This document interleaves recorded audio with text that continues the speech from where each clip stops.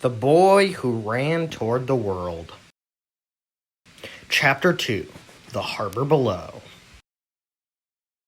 The morning after the Festival of Lights, Yonah could not concentrate on a single word his teacher said. Not one.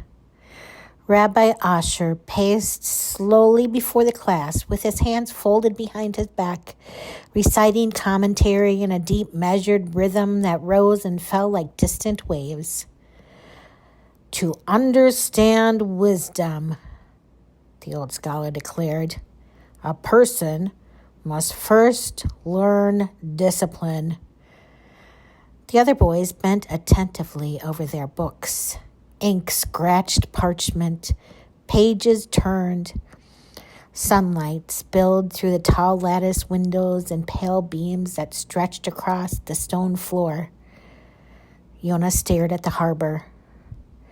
Even from here he could see the tops of the masts, swaying beyond the rooftops of Neriah. Ships again. Always ships.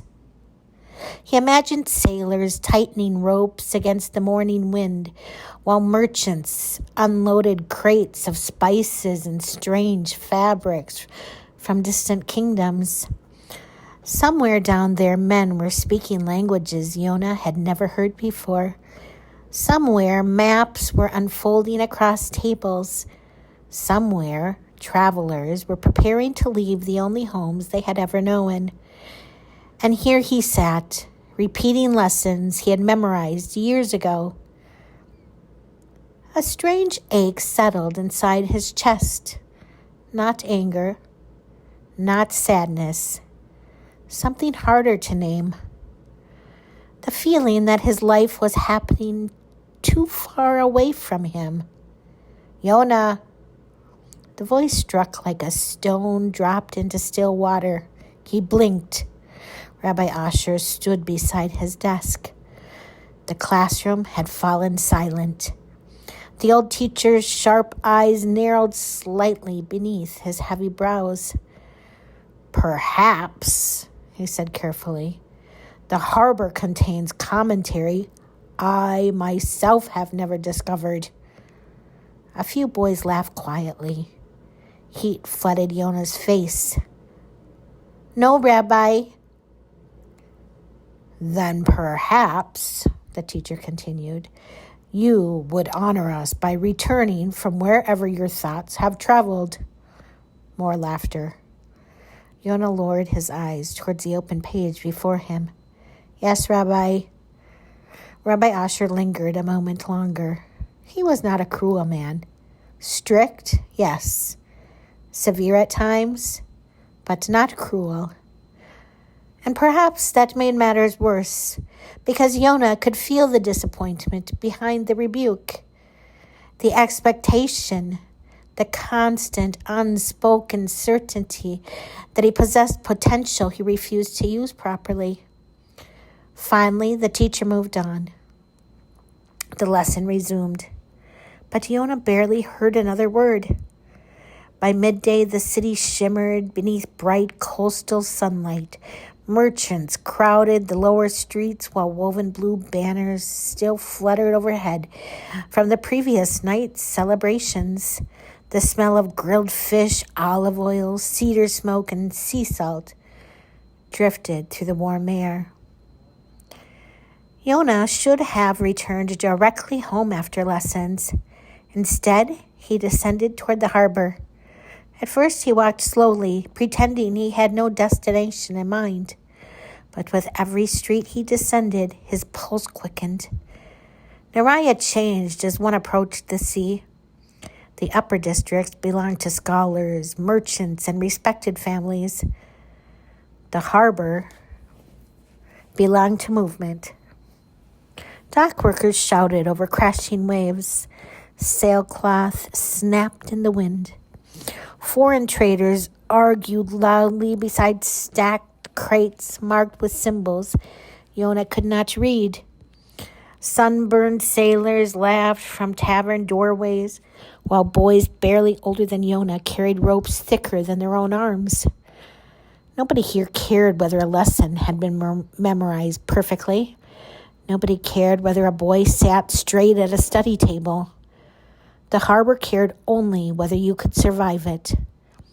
Yonah loved it instantly. He wandered slowly along the docks, pretending to examine fishing nets while secretly studying everything around him.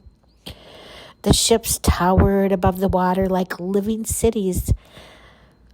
Some were sleek and fast, painted in deep blues and reds. Others looked ancient and weather-beaten, their wooden hulls scarred by storms and distant journeys. One vessel especially captured his attention. It rested near the farthest pier, larger than the others, with enormous cream-colored sails tied neatly against tall masts.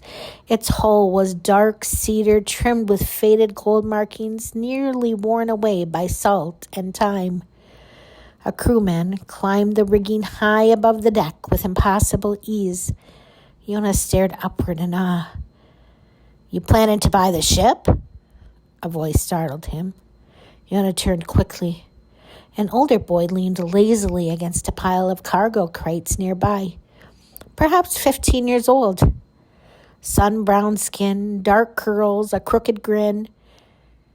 He wore no scholar's robes, only loose working clothes stained with rope tar and seawater. "No," Yonah answered cautiously. The boy smirked. "You've been staring at it for 10 minutes. Yonah said nothing. The older boy stepped closer. "You from the upper quarter?" Yonah hesitated. "Yes." "I can always tell." The boy folded his arms. "You people walk like the streets belong to somebody else." Yonah frowned slightly. "And how do harbor people walk?" The boy grinned wider. "Like the world might disappear tomorrow." Despite himself, Yonah almost smiled. The older boy nodded toward the great ship. "She leaves in 3 days." "For where?"